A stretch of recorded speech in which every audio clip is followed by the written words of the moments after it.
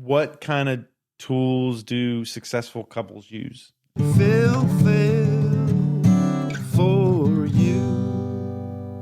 So what I talk about, I break it down into 5 pillars in my book. And I like that because it gives a compass and guide. So you don't have to be like, okay, well, how do I do this and this and this and this? Like all these things that you have to memorize. And we need lists. Yeah. I don't know about you. I like a list. Yeah. And yes, you get 5 easy things to remember. But they're really kind of these core principles. So one of them is growth mindset. Oh, yeah. We talked about. The other one is praise, which can be controversial depending on how you were raised culturally and age.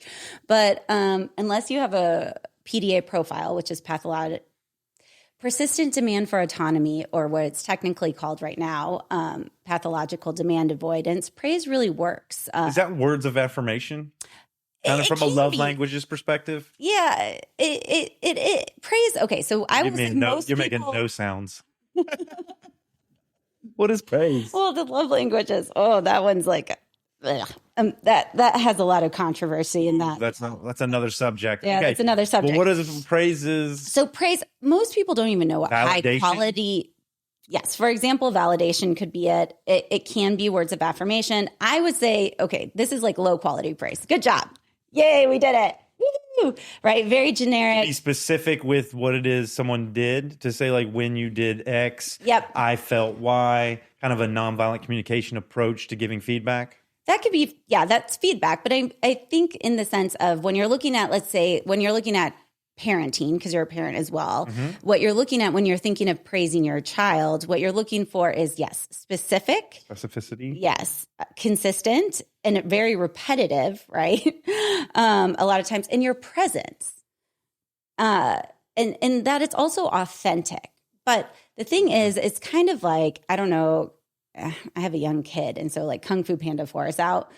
I don't know if I'm allowed to say that because it will date this or something like that. But it's like in Kung Fu Panda 1, when they're training him and then they realize, oh, his brain works differently and he's motivated by food, right? Like what we call a dopa booster, right? And those types of things. And then all of a sudden he's like transforms and all this other stuff.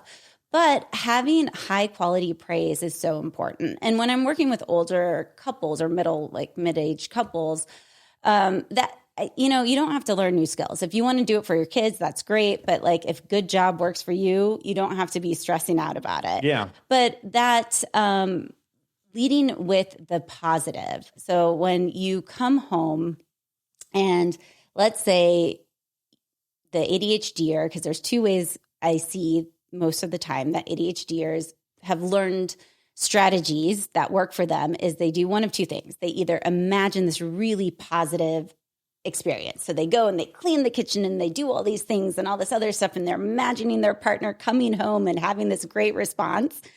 Or they have, oh my gosh, they're going to get so mad at me. This tends to be the more common one. Oh, I'm going to get in trouble. All these other things, a lot of the stuff that they were probably given in their childhood experiences throughout life.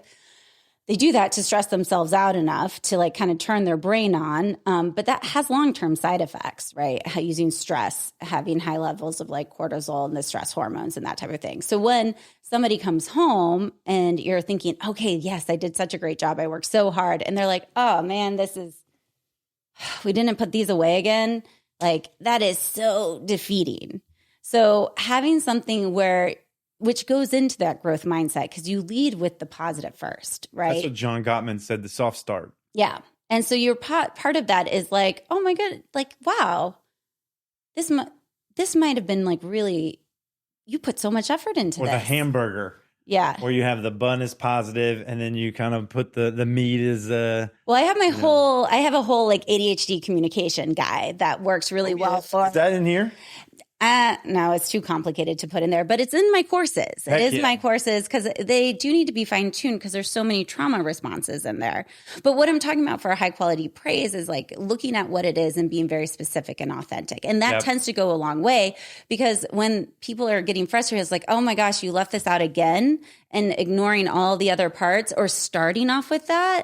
or even just that hello or this hug. It can be very physical too. Like your physical presence is really important. Yeah. But that's very reaffirming for that brain. And that is a great way. Like a lot of times that is the motivator, the dopa booster, right? The praise is the part. And so if you want something that's hard for an ADHD brain to do so, like where you're talking about these mundane, boring executive functioning tasks, giving that praise and recognizing those differences, that goes into the acknowledgement pillar that I talk about, because it is different. Acknowledgement. Like we are different, and our brains work differently. And so if you're wanting to do something hard, that reward is really important. There's this really big study, which I was like, when I started doing all the research, I was like, oh, this is why. There's a really important study that's talking about the default mode network. So the default mode network in ADHD brains doesn't turn off when the task network starts, right? And then so that's a little bit of like, this. If you have had a toddler, I think it's like, everybody's experience with a toddler. You can't do anything. You can't finish a full sentence. You can't do the dishes. You can't do anything before your kid either needs your attention or is putting themselves in danger, or having a breakdown because they wanted a green cup instead of a red cup, like all these things. But that's like kind of what the ADHD brain does in these mundane tasks. The default mode network doesn't turn off, but for kids at least, because most of these studies are done in kids, so you apply them to adults, it did turn off when there was a high enough reward. And so you also see a lot of these high rewards. And that's also the interest base. We're also talking about intrinsic motivation. I'm not saying like, okay, give somebody like $5 every time they do something, or your kid. That is not what I'm saying at all. But that high reward, which is praise, that relationship part, that high quality, authentic praise. It builds intimacy and connection, relatefulness. So it's just celebratory. So that's the thing, is like when we do something hard, we celebrate. We do like, my workshops will have like everyone do like their own little handshake or dance or something, because you're building this skill in, instead of being like, you just shouldn't get that, or everybody shouldn't have a participation trophy, or whatever it is, Celebrate yourself. Yes, exactly. And it works so much better because you're working with your brain, and then also you're celebrating the things that are hard, So growth, praise, acknowledgement. What are the other two? Positive acceptance, right? Positive acceptance. And so that's just really humanistic psychology, of just loving somebody. But that's where boundaries come from. That reminds me of like Carl Rogers' radical acceptance, or what he called unconditional positive regard. Yep. That's where it comes from. And Kristen Neff's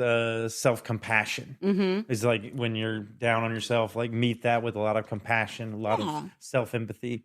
Right. And so holding somebody else in positive regard means also, or positive acceptance, as I say, is like you're assuming good intent. Yes. Right. Like, you set out to say like, we are not trying to hurt each other. Right. And it's okay if things are different and challenging. So let's say one person struggles with time management, right? Like time is this very abstract concept. It tends to be something that's very challenging for ADHDers to manage. Setting those boundaries of saying like, hey, I get the fact that like this is going to be hard for you, and this might always be hard. And when I work with relationships, most of the boundaries that you work on, there's a whole way to kind of do that. But like first they come with a lot of supports, right? Of what am I going to do that is going to help support you in this that feels good? And then when I set my boundary of like, okay, like I talk about this in my book, I'm going to leave at this time with or without you for these types of events, right? It might be like setting expectations, setting clear, and you talk about it ahead of time, because you're just saying like, it's okay. Like this is who you are, and that's totally fine. Right. And there is an impact on me, but that's where the boundary comes in, of saying like, I can love you and accept you and understand that we're all human. We all have things that we setting and managing expectations, having clear defined boundaries. And when you enact those boundaries, it's you already not done know from a place of anger, frustration. It's from a place of acceptance and like, right. And you talk about it beforehand of just like, hey, that's the setting and managing expectations. Yeah. Right. Yeah. And managing and well-defined boundaries. Like well, and it's whatever the other person needs to hear. Yeah. That tends to be what they did not hear when they were a kid. So it's yeah. like, I love you no matter what. I know you're not trying to hurt me. Yeah. I did what I was supposed to do. I got to take care of myself, you know, and this is about me showing up for me so that way I can show being up. bad. It's about me honoring myself and my boundaries. Right. And this really helps. This is one of the most important things to get out of the parent-child dynamic where one person's over-functioning and then the other person starts under-functioning or is like kind of treated like a kid. And so that's where that comes out. And then games, which is just play and novelty. That's the fifth pillar? Games. Yeah. So games. Having fun and play. Yeah. And that's really important. That tends to be the first thing that goes when you're stressed in a relationship. But it's a human need for everybody. Games. But for ADHD, you really need it. You need that novelty. You need that fun. You need that playfulness. And it's a great way to work through like trauma responses that tend to get in the way from that relational trauma. I call it the criticism filter. I mean, RSD is also one of those things where people are like, whoa, I just made an observation and now like you're being defensive or you're giving me this very long explanation of why you didn't pick up the one thing at the store or something. And can be very confusing for people.